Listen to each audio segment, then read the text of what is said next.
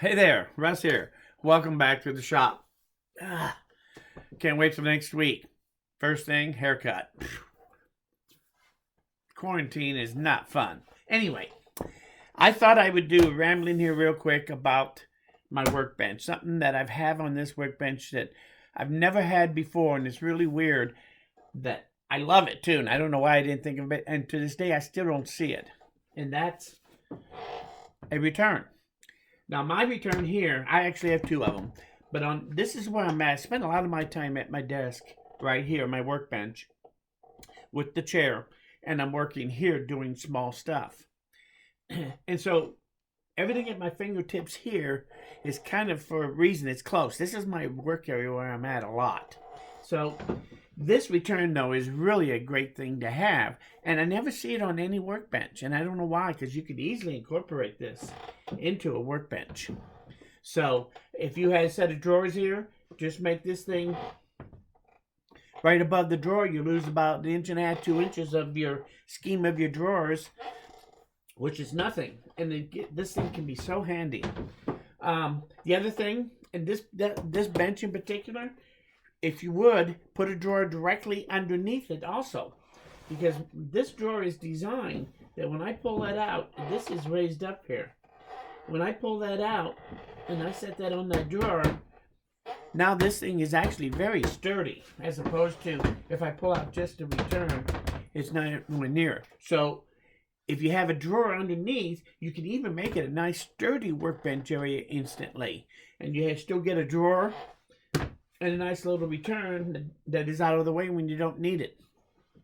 Now, I do use this workbench. When I laid the top on, this is just an old desk that came out of a bank. It was the president's desk back 1900. Anyway, it was a classic old desk. It's been abused, so it's not the best looking. And I took and gave it a new life out here. But this return here, these things have become very handy. If I did a workbench, I would actually probably not only make one of these on one end of my workbench, I would have it go all the way through and have my return able to pull out from either end, so that I could actually use it at two different places, and it would make it that much stronger here. And if you incorporate a drawer right under it, like I said, this thing becomes really rock solid. Or you could just make this thing in a drawer solid piece if you wanted to, so that when you pulled it out, it would be that sturdy anyway. It just would be harder to pull that thing in and out, it would seem to me. So anyway, that would be up to somebody how you make yours. But just the idea of having a return on a workbench is really great. Gives you a great place to all of a sudden have to throw your tools.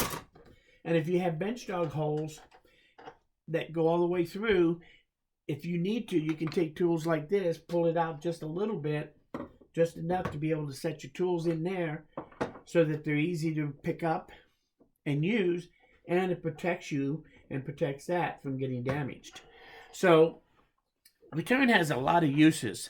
This one in particular, I've also put I recessed this is where I put my cutting board. And so it's really great. So when I need a cutting board, rather than always being down here or having to get it out and lay it out, it's just at my fingertips right here. So I really like that. The other thing that's really great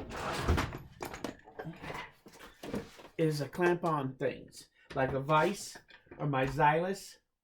I could clamp either one of them on here if I wanted to and use those on this workbench as a temporary little small workbench area. Returns are awesome, and you never see anybody put them on the workbenches when they build them out there. Even now, I see workbench builds all the time, and nobody ever thinks about this. So I don't know what you think about it. I thought I'd ramble a little bit. I just had the urge. So I thought I'd bring this up and show you how I actually take great advantage of my returns, I think. This one, like I said, this one has the cutting board.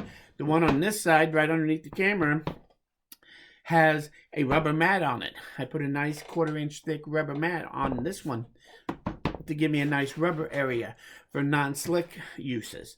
So they're very handy on a workbench. So if you have any thoughts, any comments, any ideas that I didn't think about, Or maybe you've seen a bench out there that has that. I'd love to see that bench. So if you know of somebody that made a bench with that return in there, let me know so I can go check it out.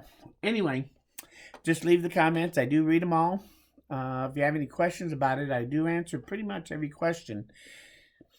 If you learned something here, you like this video, hit that like button. Most importantly, though, please come back again, because when it comes to rambling, I'm nowhere near done. Thanks, and we'll see you guys again soon.